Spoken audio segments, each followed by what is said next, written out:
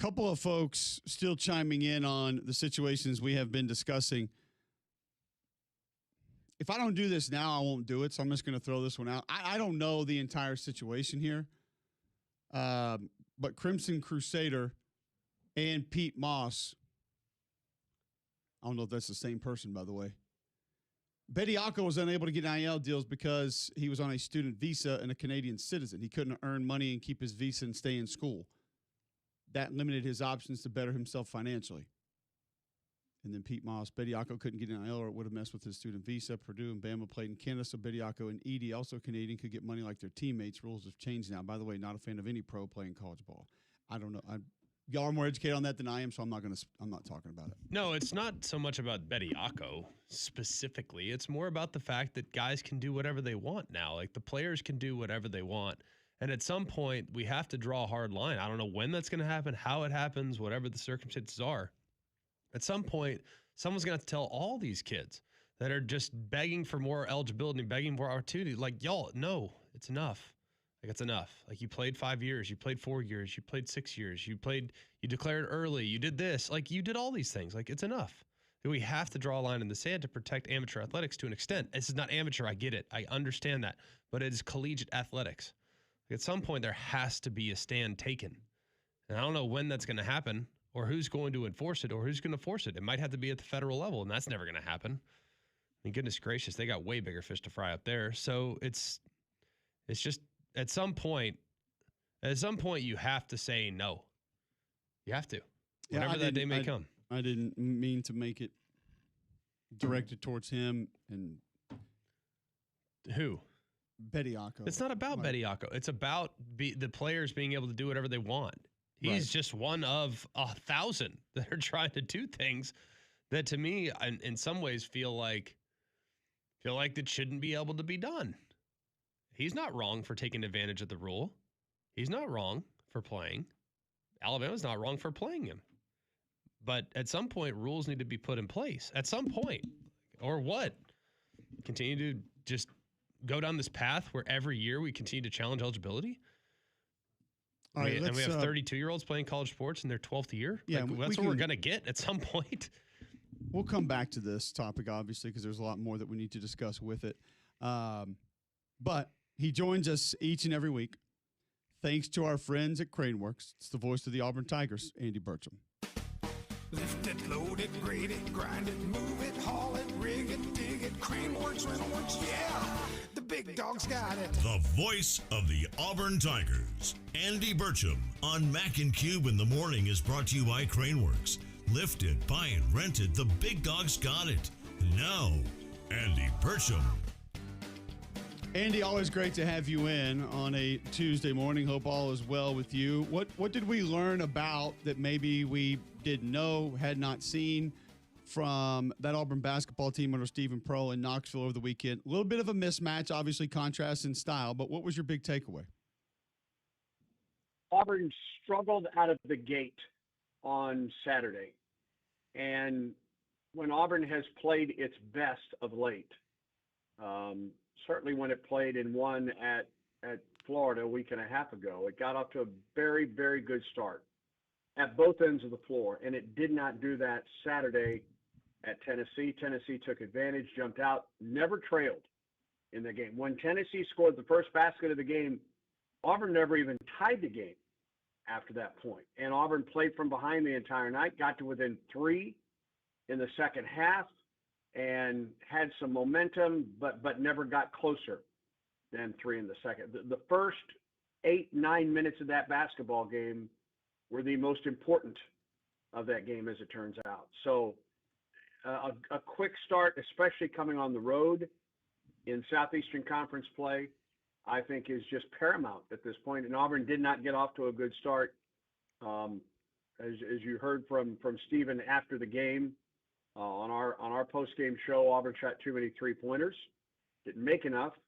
And really, for the first time in a while, I thought Tennessee did a really good job of getting the ball in the paint offensively against Auburn. And that had been something that Auburn, in its 4-game win streak, had really taken advantage of, was points in the paint and Tennessee turned that around on Auburn on Saturday night. So, I mean, if you listen to what Stephen Pearl said and the level of physicality that Auburn didn't quite match and that his guys got just pushed around, and I think he said like they got punked or whatever it was early in the game.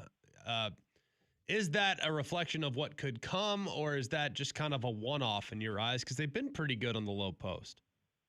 Yeah, and you know what? There have been a couple games since Southeastern Conference play started that he's talked about that.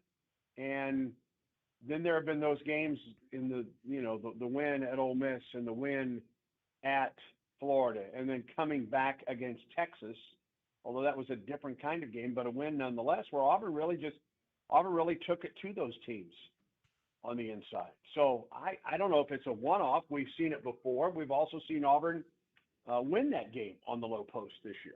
I think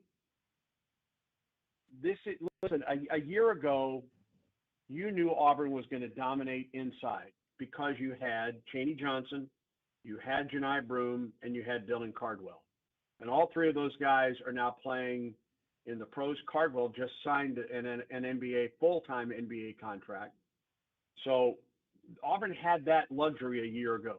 It didn't get beat on the inside, with the exception perhaps of the Florida game here a year ago. And this year, there have been times where Auburn has dominated play on the inside, and there have been times where Auburn has been beaten on the inside, and that happened. We've seen both from this Auburn team, and probably we'll see both moving forward at this point. So I don't think it's a trend for Auburn, but it is when you had those three a year ago, you knew that you were going to win that game under the basket a year ago, and that's not the case this season. What part of this Auburn basketball team do you feel like is lacking consistency that you feel like could become very consistent or much more consistent that would help them grab some wins down the stretch? I would say it's outside shooting at this point has come and gone. Auburn shot it very well against Texas and needed to against Texas in a high-scoring game, which both teams scored in the 80s. It didn't need, although it would have been nice to have, it didn't need that three-point shooting when it won at Florida, when it won at Ole Miss, and when it won at home against South Carolina. But I think for Auburn to take that next step forward, in addition to evening play on the inside, and again, Auburn has done that for the most part in SEC play. Auburn needs to be more consistent at shooting the basketball. And that may be don't take as many three-point shots and try to get the two-point field goals, try to get the ball in the paint. When Auburn has played its best in SEC play this year, it hasn't shot as many threes, and it has gone to the inside quite a bit in that especially the week of Ole Miss and Florida, where Auburn just dominated play on the inside.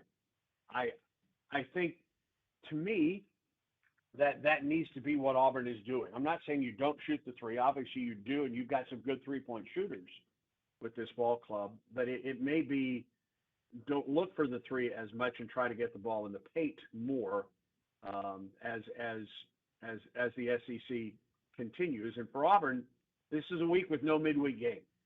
So next up for Auburn is Alabama on Saturday. Obviously, Alabama has a big one tomorrow night in Tuscaloosa with the number one team in the SEC right now in Texas A&M. That will be a very interesting game, especially coming off of Alabama's loss at Florida and getting ready for the Auburn game on Saturday. But Auburn, this is Auburn's off week, so to speak, as it gets ready for Alabama on Saturday.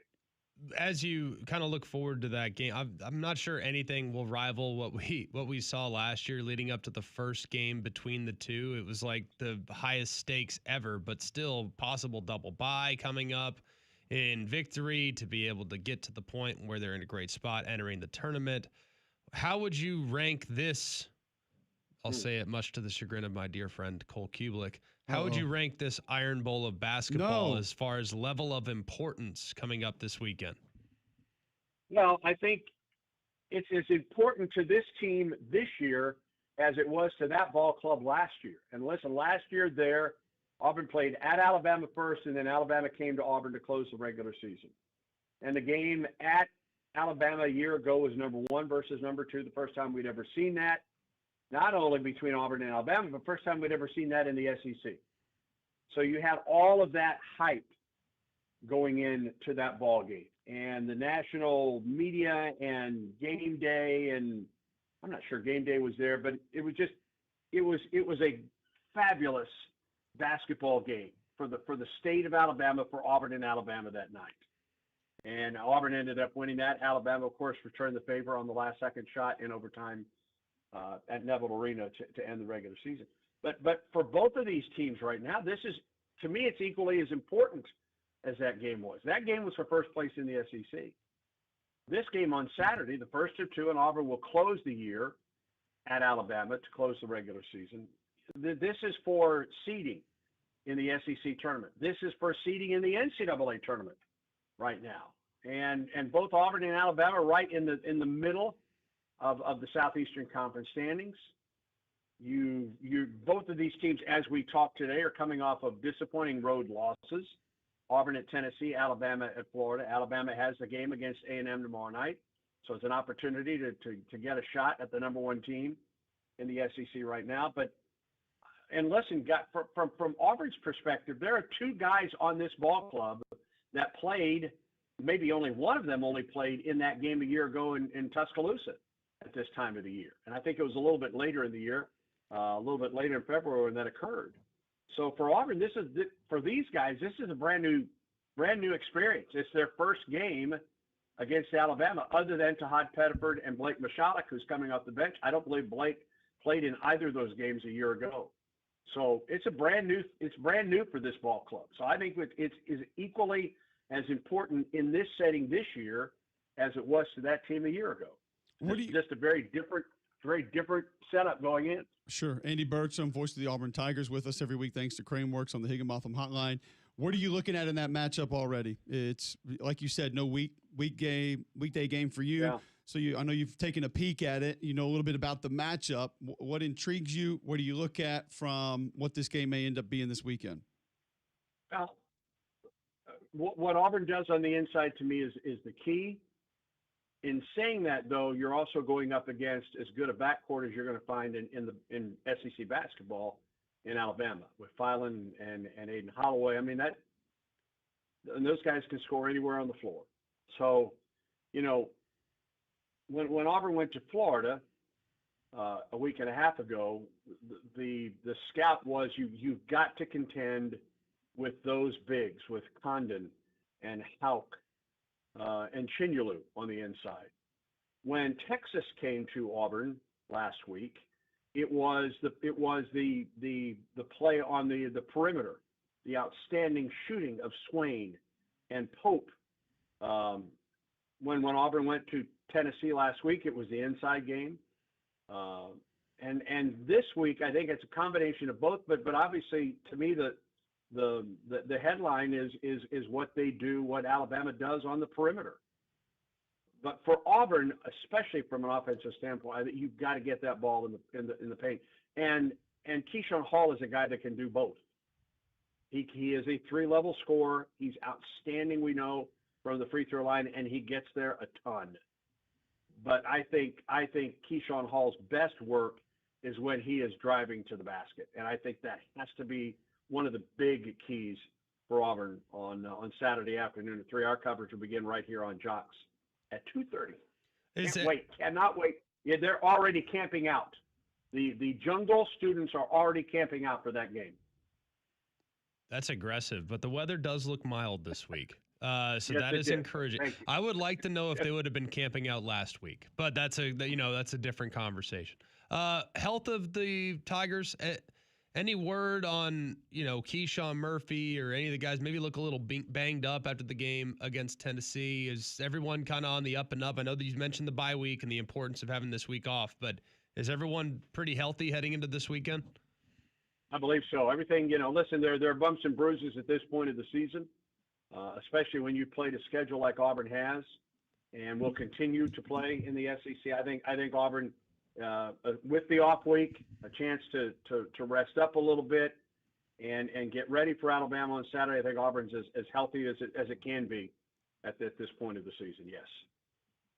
Andy Burcham with us on the Higginbotham Hotline each and every week. We always appreciate the time. We always enjoy talking with you. And we know every week, Andy, you're brought to us by our friends at Craneworks.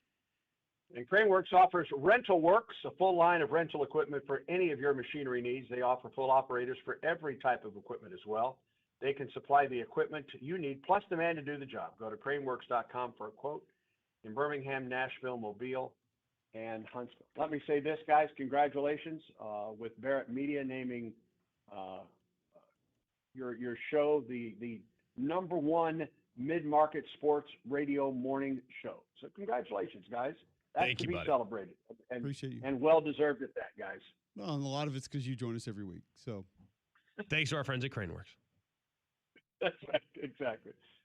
Guys, I hope you have a great day. War Eagle! Appreciate War Eagle, you, buddy. Andy. Thank you, very man. much. All right, so Auburn and Alabama play basketball this weekend. That is the only way it shall be referenced on this show moving forward, regardless of what my co-host thinks he's trying to get away with. That will not happen again. We will not make that mistake again. You need to tell YouTube that. I said because Iron Bowl of basketball. Should I call it the Iron Bowl of hoop? No, I think you should call it Auburn v. Alabama. Actually, this it would one never be called well, Auburn well, v. no. Alabama. It would always be called No, Alabama it shouldn't be. Actually, v. Auburn. this one should be Alabama v. Alabama, Auburn right. because It's it's in in Alabama, Auburn, and yeah. that's the way it should always be stated. But you can call it your way now, and you do whatever you want. I will. I'm never referencing a basketball game as a football game. That would be dumb. The Iron Hoop. It'd be dumb to just call a basketball game a football game. It'd be dumb. The Iron Goal. seeing as how Indiana just Playing won a soccer? football championship, I think all bets are off now. Who did? No. Indiana just won a football championship. That was last year. Basically, basketball is football now. So, See? No. That doesn't work. I mean, U2 TV had it when the women played a week or so ago. It said the Iron Bowl of basketball. I was like, oh, Don't be mad at us. Yeah. Don't shoot the messenger. That's Wow. Google. You try taking on Google. You can blame AI for that, as far as I'm concerned. some Some idiot putting that in there. some in that person had to type algorithm. that Yeah, exactly. That's fine. If Cole wants to take on Google, Johnny Five or whatever their AI is, Grok put that in there. think it was and Wally, It's their yeah. fault. Yes, that too. So blame them. Don't blame us. We didn't do it. It's not our fault. mm, All right, let's begin to talk a little bit about some other aspects of college football. We mentioned one thing about Tennessee with Joey Aguilar, and that is quarterback depth. They don't have a lot of it right now. If I asked you this question, Greg, who's in the best spot right now from a quarterback depth perspective in college football? Who'd be towards the top of your list? What teams first come to mind? We'll have that discussion next right here on Jocks.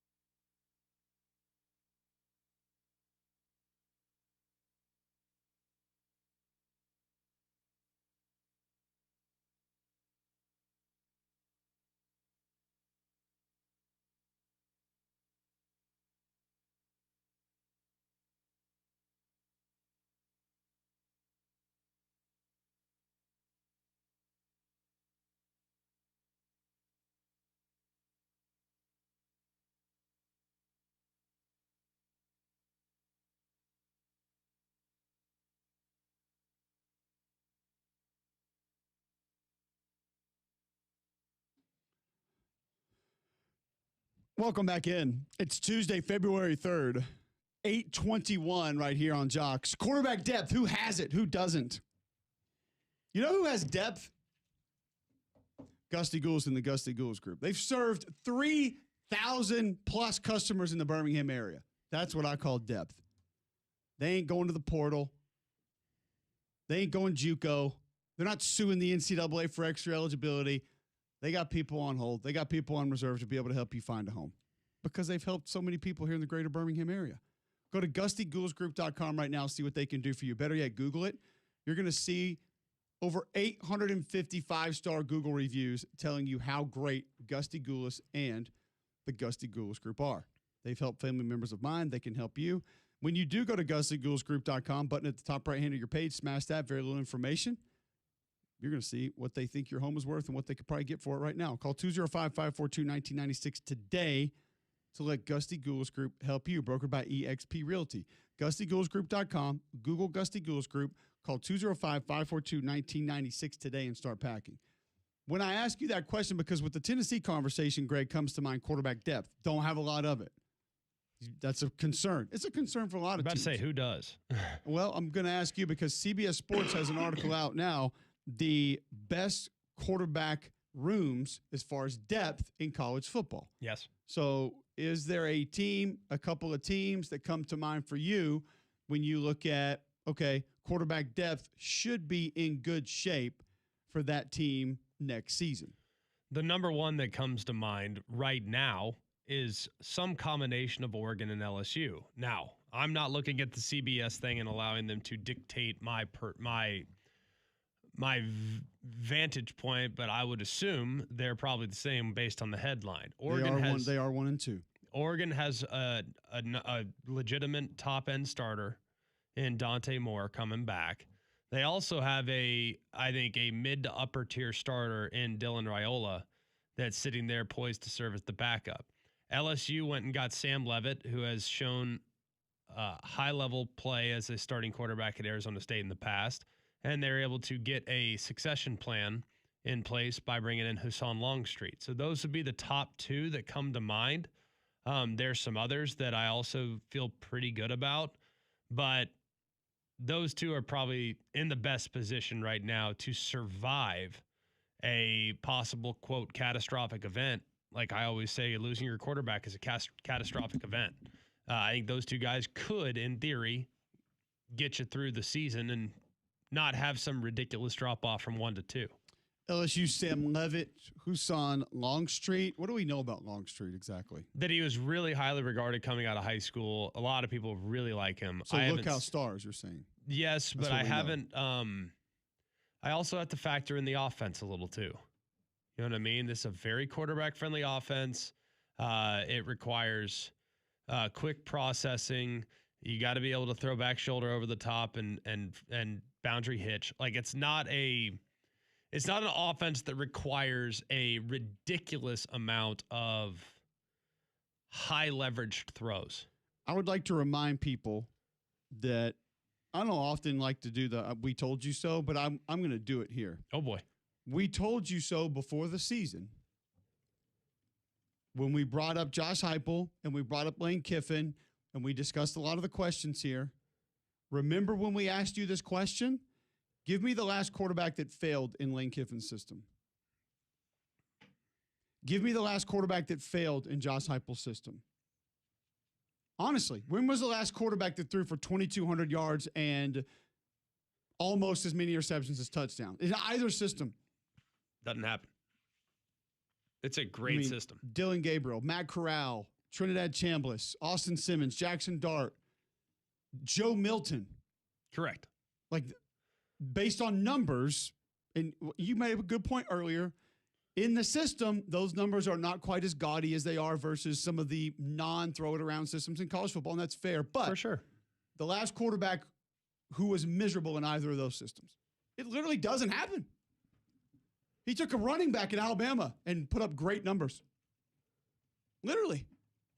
So, yeah, I think they're going to be okay at LSU. Like, almost regardless of who it is. Now, what's around them often dictates to where it can go. Same thing with Tennessee, really.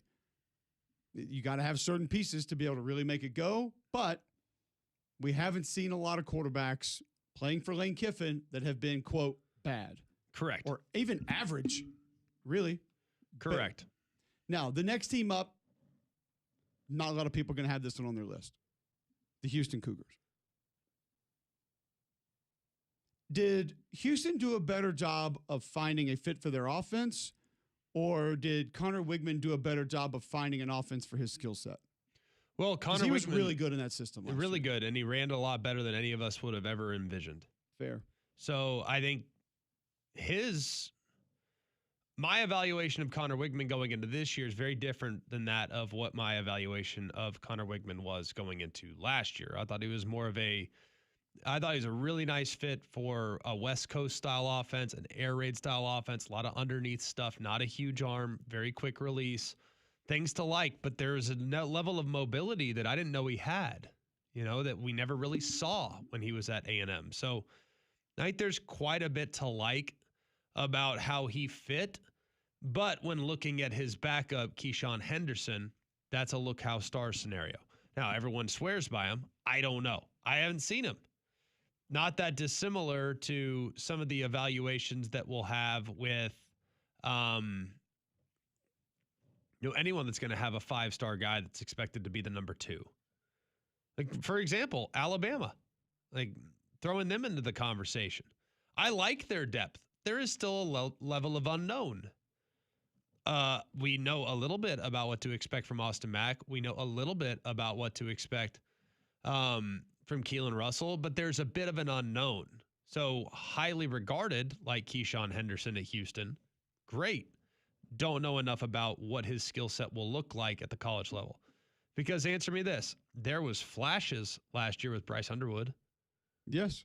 But Bryce Underwood also had 9 picks against, I think, 11 touchdowns. Like, it was right there. It was neck and neck.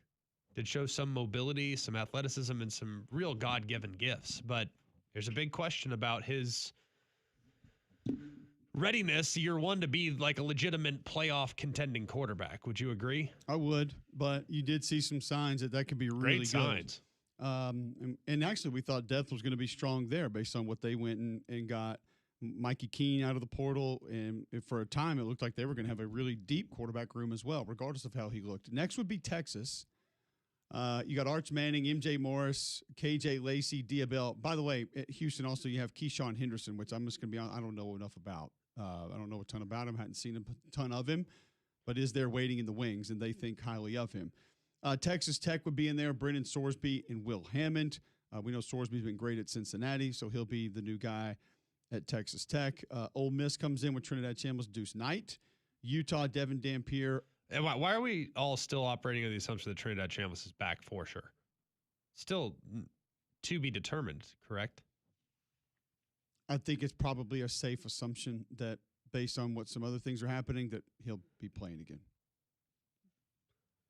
Utah, Devin Dampier, Bird Ficklin. Bird Ficklin's excellent. 13 touchdowns as a freshman, 9 yards per carry. So good depth. Very there. athletic, really good runner. They used him situationally last year. I think there's great depth there. And then finally, that's one of the best situations. The one thing I don't know is about their offensive style, because Beck has since gone to Michigan with Kyle Whittingham, and I think Beck is a difference maker. And you have 2 tackles gone that are going to be drafted early. No. That does that. I mean, it helps quarterbacks a little bit. But 2-point stance. Ohio State, Julian Sayin, Tavian St. Clair? Don't know. Don't know anything about the backup. Yeah, but if he's 5-star. Yes, just like Keyshawn Henderson. Got to be good depth. Just like Keyshawn Henderson. Like we said a second ago, like you can be optimistic, you can like the skill set, you can like the tools, but you don't know. You really don't know. All right, we'll go back to Tennessee's quarterback depth and the legal matter at hand with Adam Sparks, who covers the Vols, next right here on Jocks.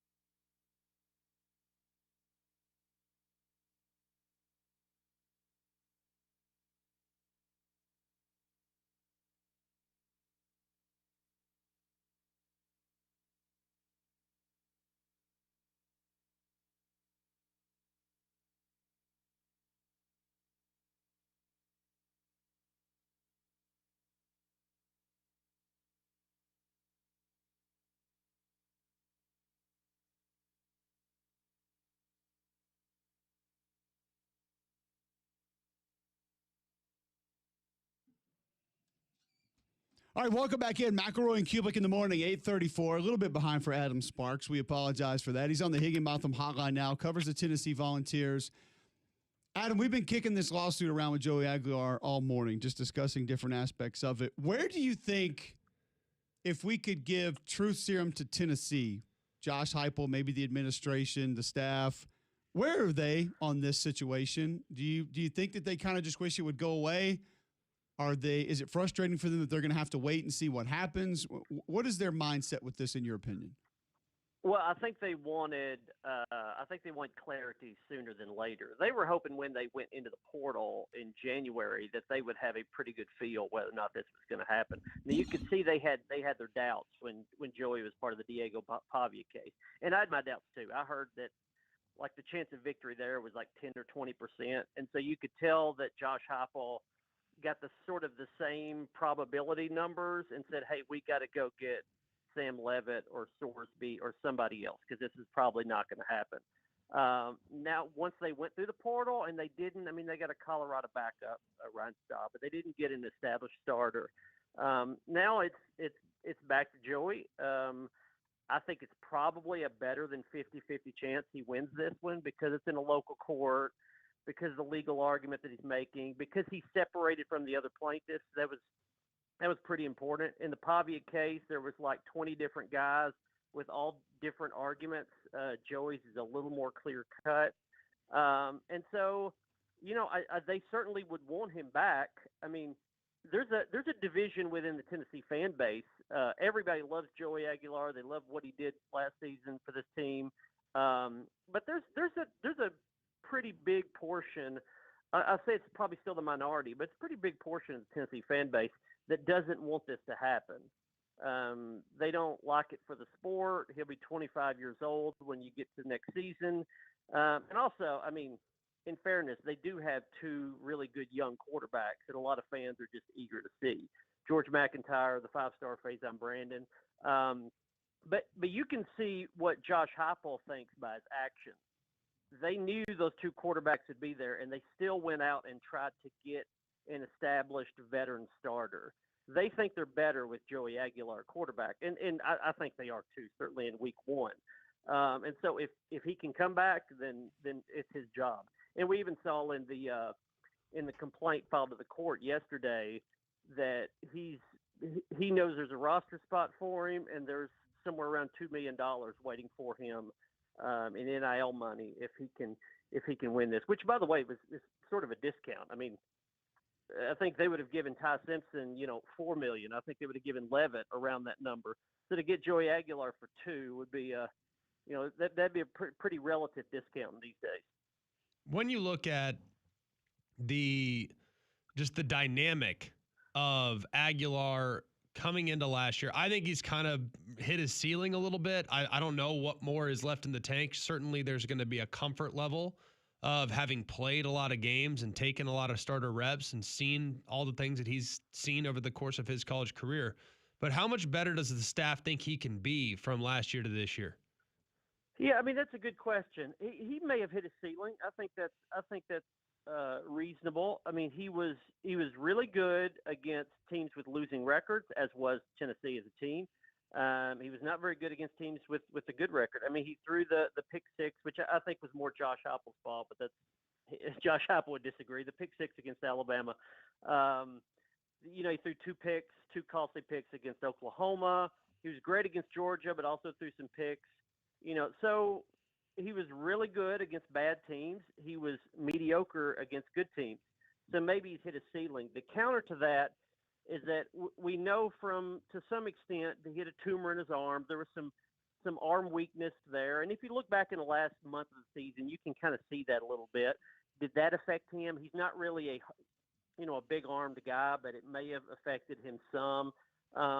He gets into the offense late. He got here in late May last year. Didn't go through spring practice. Do you get a little bit of better Joey if he has the full off season? One sort of minor criticism of the offense last year, it did lead the SEC in scoring, but this was the worst rushing team that Josh Heupel has had, and so much of that is on the quarterback in pre-snap reads and the RPO game and all that sort of stuff. beyond just completing passes. And I think they thought Joey could be better in that, in the same way that Hendon Hooker got much better in a lot of those pre-snap decisions in his second year than his first. So, if Joey was a 7 out of 10 last year, can he be an 8 out of 10 this year? If so, they think they can be a playoff contender. The question is, how does that stack up to, let's say, a George McIntyre who, was a talented recruit but has a whole lot of question marks, and he's only thrown 9 passes in his career. They thought a veteran would be better. They think Joey would be better. Going to be interesting to see kind of what that is and how that plays out. But the rest of this portal class, how would you sort of grade it? What do you look at as strengths? Where do you think maybe Tennessee fell short from what they needed? Well, they obviously dumped a lot of money and resources into defense, and I think that was sort of a little bit of a promise to Jim Knowles. Hey, if you come here, you will get we'll dedicate most of the portal class to what you need. And he went out and got a completely different secondary. I mean, they've got like 7 DBs.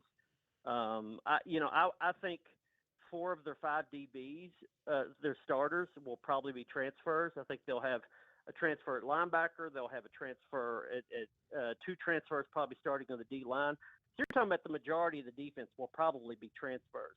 Jim Knowles went out and found what he wanted. Here's the thing. I think it's maybe a B+ on defense of what they got if you're judging it based on how it fits Jim Knowles. Jim Knowles handpicked these guys. He had like 4 different Penn State guys that was in the system last year. But if you were judging this class, especially on defense, if it were a different coach, I don't know if we would grade it quite as high.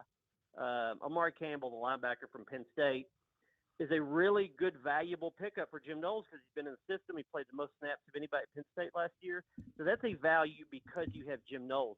But if Tim Banks was still the defensive coordinator, I would look at that guy or that whole portal class and say, it's pretty good. It's not great. And so you're banking a lot on just the familiarity with Jim Knowles' system by saying it's a good portal class. They didn't do much on offense. They basically said, you get a couple receivers back, almost the whole O-line's back, your all SEC running backs back. Offense is fine. You just got to figure out quarterback. But they didn't figure out quarterback, so that's why the Joey Aguilar piece is so valuable. Yeah, it's going to be interesting. I do think the Knowles thing, we haven't spent probably enough time on it, frankly. It's one of the biggest pickups of the offseason. I mean, last year it was the conversation of the offseason when he left Ohio State for Penn State. So it's intriguing and obviously very, very important. How is the temperature right now in Knoxville as it relates to Josh Heupel? Because I've talked to a couple of Tennessee boys who are like all frustrated. I'm like, dude, y'all have been really good for a couple of years. What's the deal? So where's the fan base right now with the expectations and how they've performed up to this point?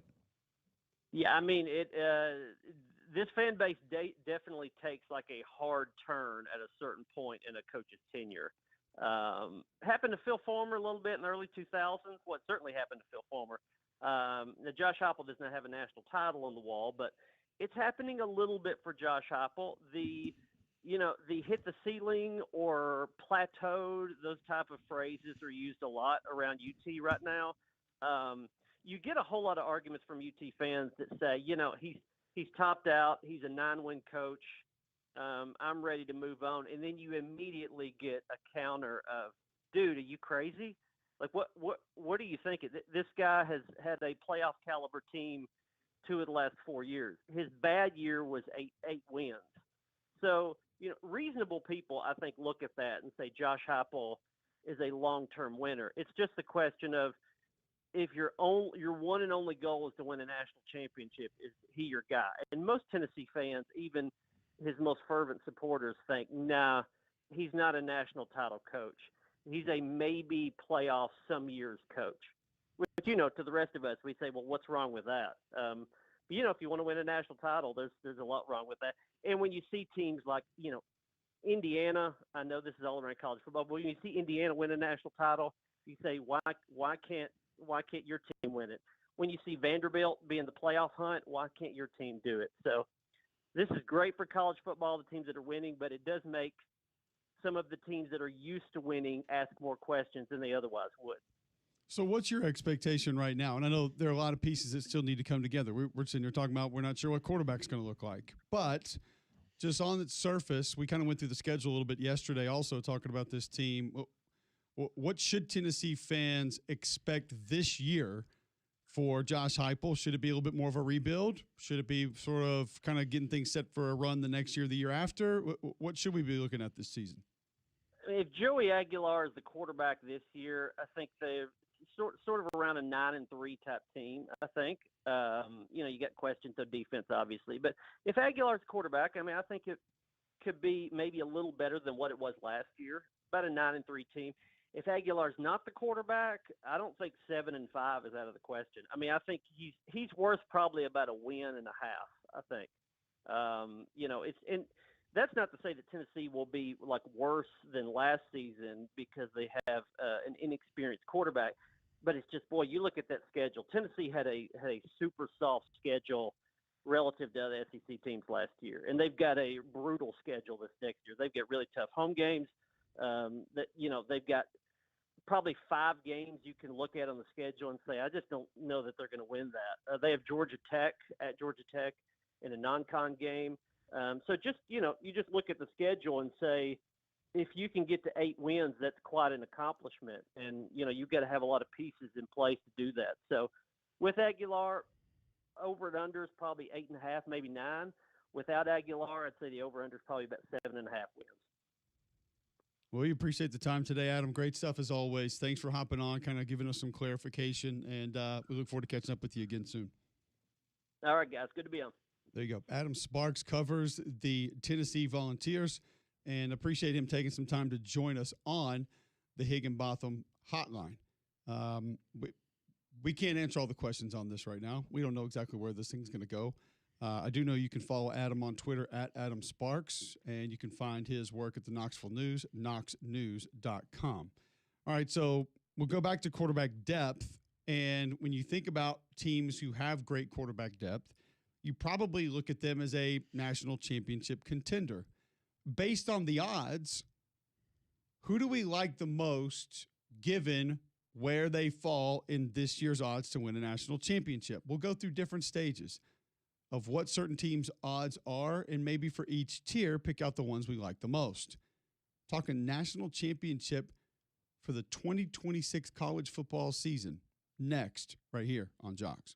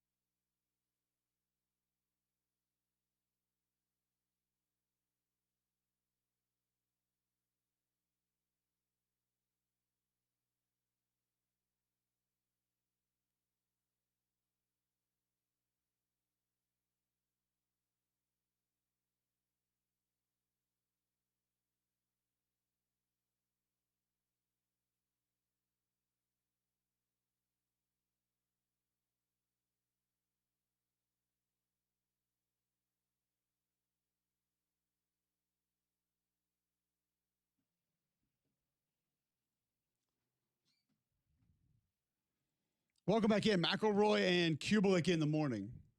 Do you have a sort of national championship favorite in mind right now? Yes. 8:50, Tuesday, February 3rd, right here on Jocks. You have a team that you look at and say, I would lean them right this second. Yes. And that team would be the Texas Longhorns. The Notre Dame Fighting Irish. Oh. You know it's his boy. Interesting. My son? What would you be most concerned about if you were to make that pick today? Running back depth, having a game changer there. New corner coach. But there's very little. They don't have a lot of question marks, man, coming into the year. They have a gettable schedule. It's for the most when one of your toughest games is at Lambeau against Wisconsin. Like, you're in a pretty good spot. You get Miami at home in November. Like, I think if you look at what they have coming back at quarterback, their improvements and upgrades, potentially a wide receiver, core of the offense along the front coming back. You do lose two dynamic running backs. Very, very difficult to replace, but it's a running back. Let's not lose sight of what it is. And then defensively, I think they're pretty solid across the board. I think they have a legitimate edge guy that I like a lot in Boubacar Traore. Yeah, I think he's really good. I think you got two lockdown corners. I think there's a lot to like about what they have on the roster, the nucleus coming back from last year. Plus, the revenge tour. The revenge tour narrative is a powerful thing. Whether you want to acknowledge it or not, you can ignore it or not, like whatever you feel about revenge tours, they often do create a bit of a galvanized effect, and that can be beneficial. Okay, let's take I'm going to draw the line at Georgia here. Okay. I'll give you the odds. This will be our tier 1, so this will be the team that you would take there. So Notre Dame is your current favorite at FanDuel, plus 650, Ohio State plus 700, same as Texas, same as Indiana. Oregon plus 850, then we get Georgia at 1,000. So the biggest jump from 650 to 850 to 1,000 would then be Georgia to Texas Tech at plus 1,400. So I'll draw the line at Georgia there. So 1, 2, 3, 4, 5. Those 6 teams will be our tier 1. You take Notre Dame out of those. John, would you also go Notre Dame out of that classification of teams? It's between those top two, top two of the top 3, either Notre Dame or Texas. I feel like right now, given their schedule, I'd lean Notre Dame. I would go Ohio State there. Julian Saying back with some weapons on the perimeter. O-line, not great last year, but do have some bodies returning there that have a chance to take another step, and they've hit the O-line in the portal, which I think should give them some improvement. Just right now, that's where I would go. A little more explosive capability, and that's going to be different probably before we get to the season and I have a chance to go take a further dive into a lot of these portal guys for different teams. I'm still working my way through that. It's going to probably take until August the 30th for me to get through it. That's plenty of time. We're working. We're trying.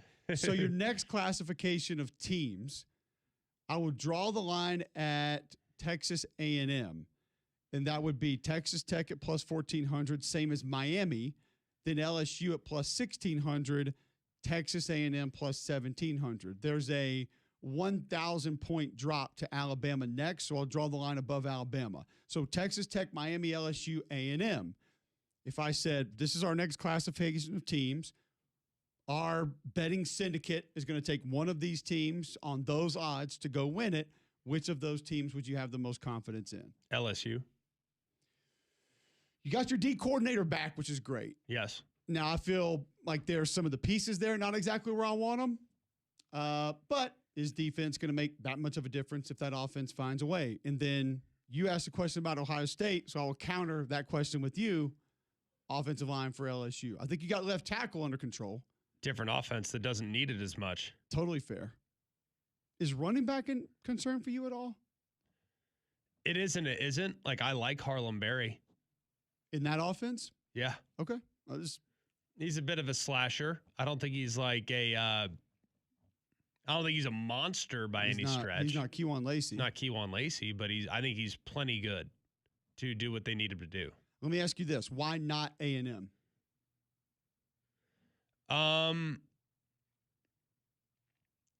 hard to imagine that the front will just replace those bodies again. I think they're still going to be good on the D line. I'm not super worried about that group. I think they're the going to be as dominant as last year. I think the O-line's going to be a tougher replacement. Some of the guys. I think Concepcion's going to be impossible to replace. They did build depth, though, on the O-line last year. That will help. Correct. But I just think that some of the big difference makers for them last year, Concepcion, you don't replace that guy. No. I mean, he'd love to. Like I look at Georgia, frankly, similar situation. Everyone's, Georgia just keep on going. Georgia lost some real quality at wide receiver with Zachariah Branch leaving. And I think London Humphrey's going to be good. I think they have a couple good pieces at wide receiver, but I don't think they're going to be what they were. No. That's the top 4 guys, plus Oscar Delp. So that's a problem. And I like A&M a lot this year. I just think that Marcel Reed is still going to be a little bit of an up and down guy from time to time. There's going to be some days where he's not all the way dialed in because his footwork, unless his footwork improves drastically, he's going to have some off days. And Concepcion was just a great make it right tool. Like throw him a slant, watch what he does with it. Our next classification of teams would be Alabama, Oklahoma, Ole Miss, USC. There would then be a big jump before the next team that will fall into that next classification. The next 2 classifications, you'll be surprised at some of the names, and we'll discuss their chances to win it all next.